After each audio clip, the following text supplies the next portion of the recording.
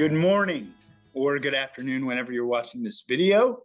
I am Jay Morgan, teaching elder in the Presbytery, and I'm really glad to be talking to you this day. The title of this talk is "In the Midst of Our Changes." I am a chaplain at Westminster Canterbury, Richmond, and what I hope this is a layering of personal observations in Scripture about change, resisting it, coping with it, and finally embracing the present. That sounds abstract, but I hope by the end it will not be. This is also, I hope, a series of invitations for you to reflect on your own journey.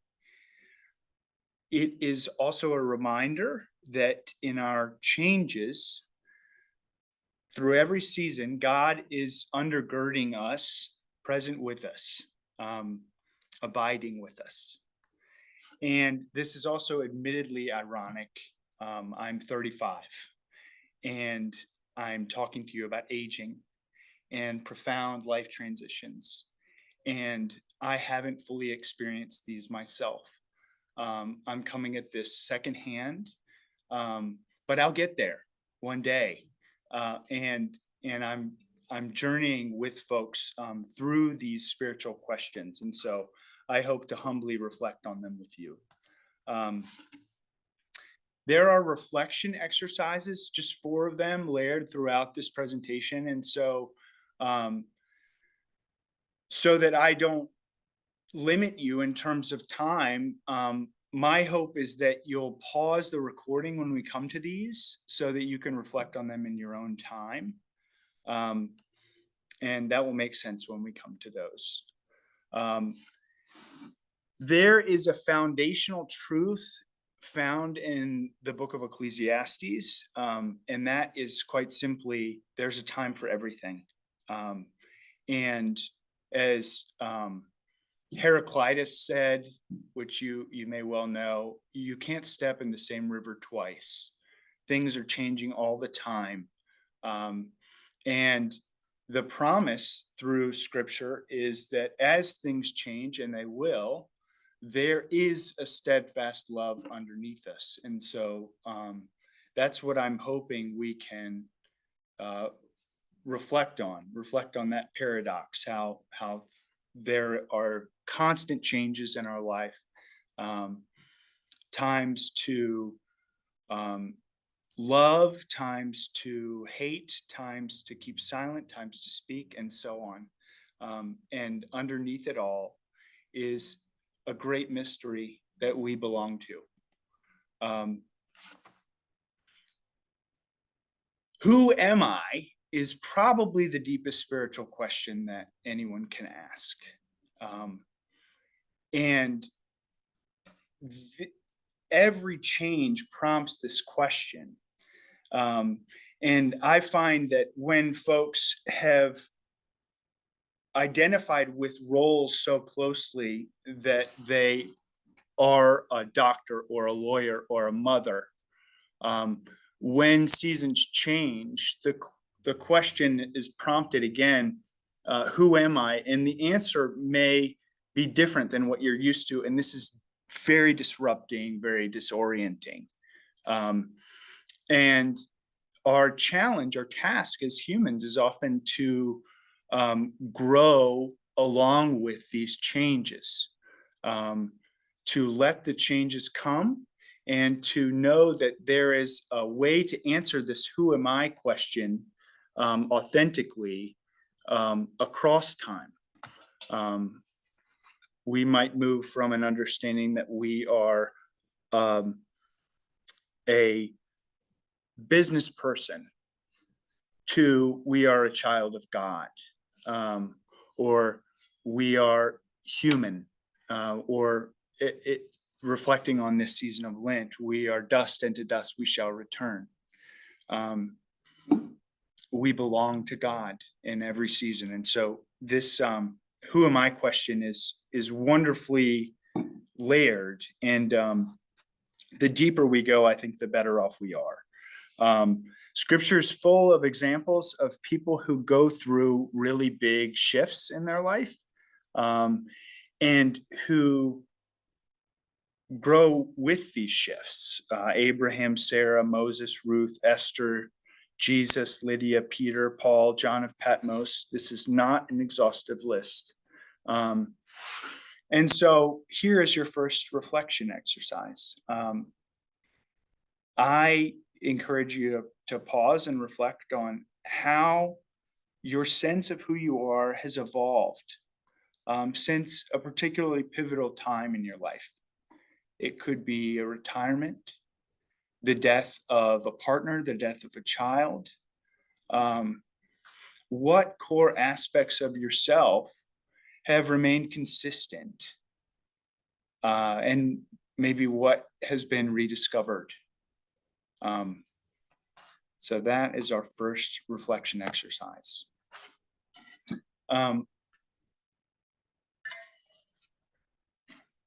I would like to acknowledge, before going further, the obvious point that change is so disorienting, and it's so human to be disoriented. There is Peter's struggle with exile, with Gentile inclusion. Wow, these scriptures are off in my presentation. Please forgive me. That's in Acts. There's Sarah's laughter and disbelief in Genesis 8. There's Jonah's resistance to God's compassion throughout that book. There's Naomi's bitterness in Ruth. There's Thomas's doubt after the resurrection in the Gospel of John. And I just want to affirm that it's so human to resist change. And so my second reflection exercise that I'd like to invite you to is think of a significant change you've experienced. In what ways did you feel yourself resisting this change? This question really makes me think of Carl Fredricksen in the movie Up. You may have seen that movie. If you haven't, I really encourage you to. Carl Fredricksen is the protagonist, and he's a cranky, retired helium balloon guy at a zoo. He's also the widower of Ellie Fredricksen, and Ellie dies early in the movie. And Carl becomes lonely and very upset and bitter, and he misses her terribly, of course. There's an unfortunate accident that happens, and Carl is ordered by the court to move to a retirement home. And the night before he's to be taken away, he transforms his house into a makeshift airship by attaching thousands of helium balloons to it. A wonderfully far-fetched story, but also a story that we can identify with. Carl has been a husband. He has been a balloon person at a zoo. He has had these roles, and now what? He's asking himself, now what? Who am I now that these things have happened? And he goes on a journey with a dog and a boy, and it's a beautiful film. But so if you haven't, I would encourage you to pause and pause the recording and just think of a significant change you've experienced. And really the ways you have felt yourself resisting this change. So change is constant. We resist it. How do we adapt? That's a core human question. I think a great way to think about this is that we adapt through serenity. Serenity is, as very famously stated in Reinhold Niebuhr's poem, prayer, and also the Serenity Prayer known in AA circles and elsewhere, is God, give me grace to accept with serenity the things that cannot be changed, the courage to change the things which should be changed, and the wisdom to distinguish the one from the other. Notice in the painting of St. Francis in Meditation, and I hope you can see his face. Yes. He is looking up, and there's also a skull in his hands, symbolizing an acknowledgement of death, an acknowledgement that from ashes and dust we come, and to these we will return. And also, we belong to something grand. We belong to each other. We belong to God. We belong to our ancestors and the people who will come after us. We belong to this world. We are not alone. Serenity is this understanding that we need grace to together accept and become empowered to change what we can. And so I think there are two dimensions of serenity, which make me think of the cross. And I'm showing the cross here not as a way of torture and a way of death, but a shape of paradox. There are many theologies of the cross, but this is kind of an image of serenity to me. On one axis, you have acceptance. Let's call that the horizontal axis. This is the practice of accepting the things we can't change. There are losses of abilities. We may not be able to see as well as we used to. There's losses of independence. We may have to turn in our car keys and say humbly, I can't do this anymore. And with that comes profound changes to our life, and things cascading things we need to accept from there. There's loss of former roles. I've mentioned, Carl, who was a helium person and a zookeeper and a husband, and he becomes a retired person and a friend, and many other things in the film. But there's a change in roles it's a lot for him to accept. Hence him putting the balloons on the house and floating away.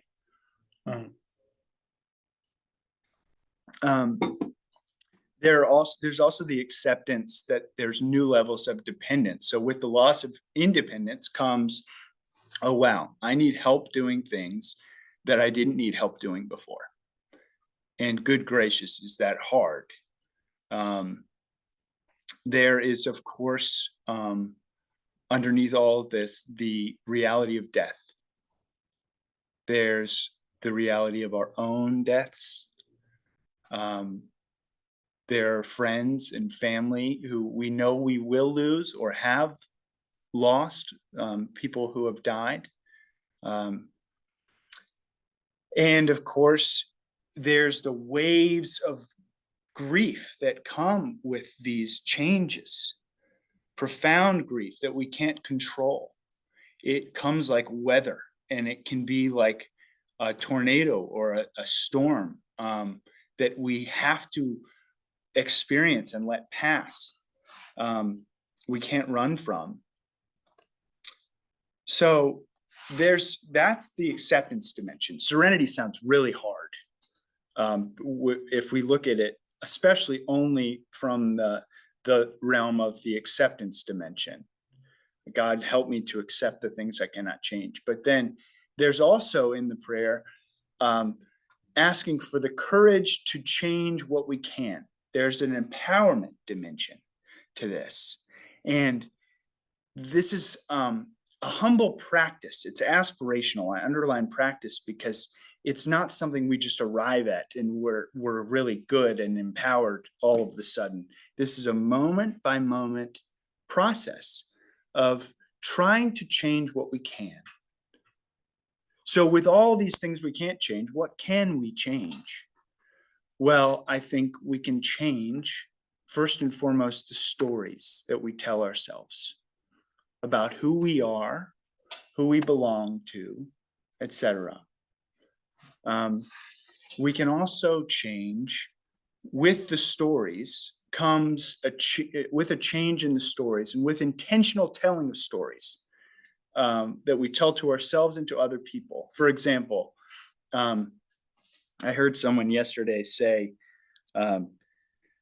people just aren't kind anymore. That's a story. And a story that would be easy to tell ourselves if we focus on episodes of unkindness. But is this a universal story? Is this a helpful story? Maybe not. There is certainly a lack of kindness in some places in the world, but there is also an abundance of kindness as well. And so we hold the tension between these things. And often wisdom, I believe, invites us to hold the tension of opposites and not tell too simple a story. And so with the telling of stories that are perhaps nuanced and true to us, our attitudes change. And with the change in attitudes also can come the change in intentions. We are very powerful as people. We have great freedom to treat one another in ways that we desire to treat them. We have great power to set intentions that align with who we know ourselves to be. And so with this, I'd like to just kind of sum up bits of this serenity point, which is an essential part of what I hope to tell you today, or reflect on with you today, with a quote from Carl Jung. Jung says, "Only the paradox comes anywhere near to comprehending the fullness of life." And this is that holding of tension. We are forced to accept profound changes beyond our control. And we are powerful children of God who are welcomed into this life full of love and grace and will. We have will. And so we hold the tension of these things. So here are three biblical examples of serenity. The first is perhaps the most well-known piece of scripture. Even though I walk through the valley of the shadow of death, I will fear no evil, for you are with me. This illustrates finding peace not through absence of difficulties, but through the presence of God. This is a God who we have to stumble over these rocks in the valley. They're slippery. There's danger all around. We have to walk through this valley, and we're promised we're not alone. There's a tension we have to hold. Oh my goodness, this valley is painful, and I'm not by myself. There's Job's ultimate response to God in after the whirlwind speeches in Job 42. I know that you can do all things, says Job. No purpose of yours can be thwarted. There's a humbling that comes with serenity, with holding the tension between this acceptance and this empowerment.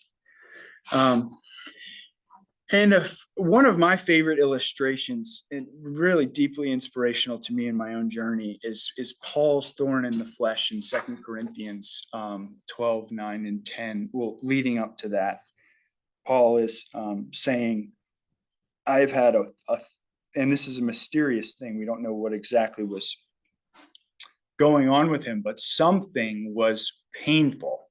And he uses the metaphor of a thorn in the flesh. And he begs God, remove this thorn from my side, from my flesh, please. I need some relief. And God responds with a promise that grace is sufficient for you.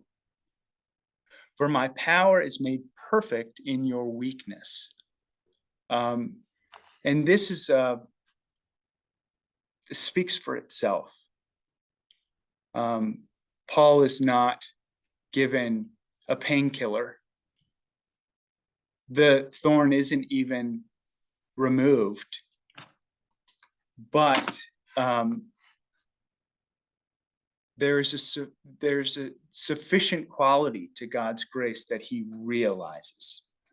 To illustrate this tension, this serenity, there's a portion of a poem by Stanley Kunitz that I really want to share with you. And the full poem is to your right. But I really want to lift up these words. In a rising wind, the manic dust of my friends, those who fell along the way, bitterly stings my face. Yet I turn exulting somewhat, with my will intact to go wherever I need to go. And he closes the poem with the line, I am not done with my changes. So, a third reflection exercise, and again, I invite you to pause and take a moment to consider a significant challenge you faced in recent years. What aspects of this situation were beyond your control? Where did you discover you still had choices, even small ones? What wisdom did you gain about discerning the difference? And finally, how did faith inform your response? How did that courage to change the things you can inform your response? So to close, we're going downhill here. We're almost landing the plane. If serenity is a goal in life as we face these changes, what is a practical path? What might serenity look like?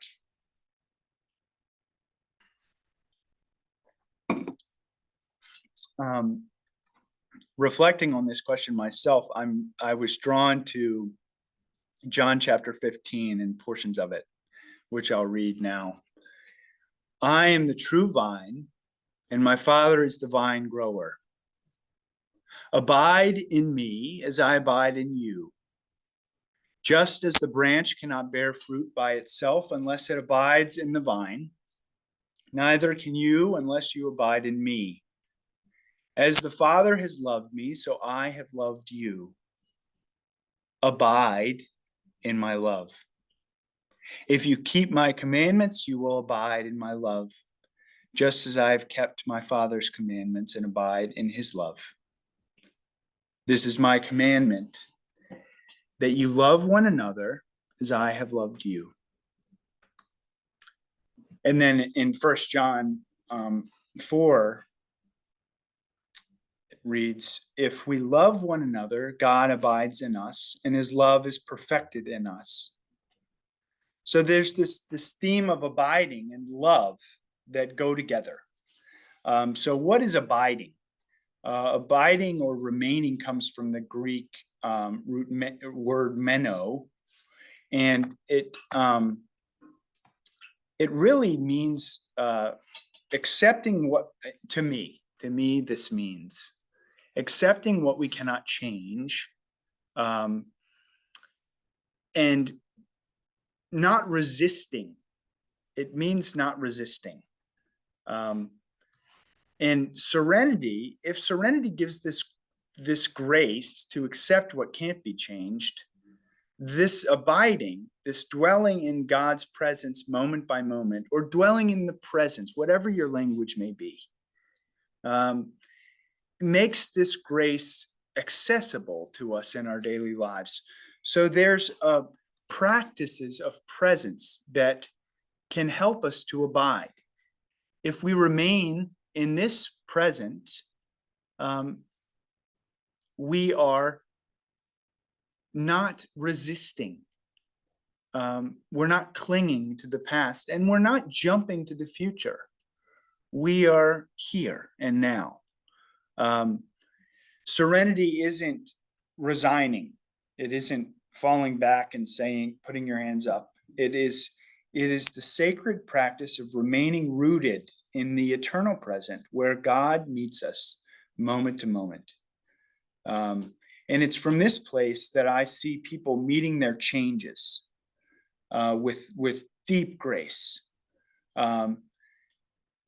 When we have daily practices of presence, profound things happen. It's so simple.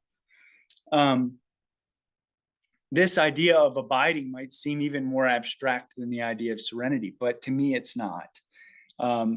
You might like to walk or draw or sing or dance or play music or turn your music up very loud. You might like to look into your dog's eyes and just wonder what it's like to be your dog. You might like to learn about the trees that surround your house. You might like to meditate. You might like to pray. You might like to do an assortment of these things. And any of these practices, I feel, can be a practice of abiding in the love of God and thus becoming more resilient as you face the profound and difficult changes in your life. So for the fourth reflection, I invite you to pause and consider what rituals or practices help you in sensing yourself present and grounded here and now. How would you describe the effect that these practices have on you?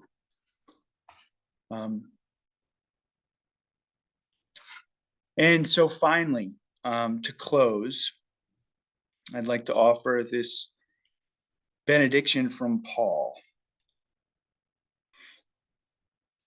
So we do not lose heart, my friends. Even though our outer nature is wasting away, our inner nature is being renewed day by day.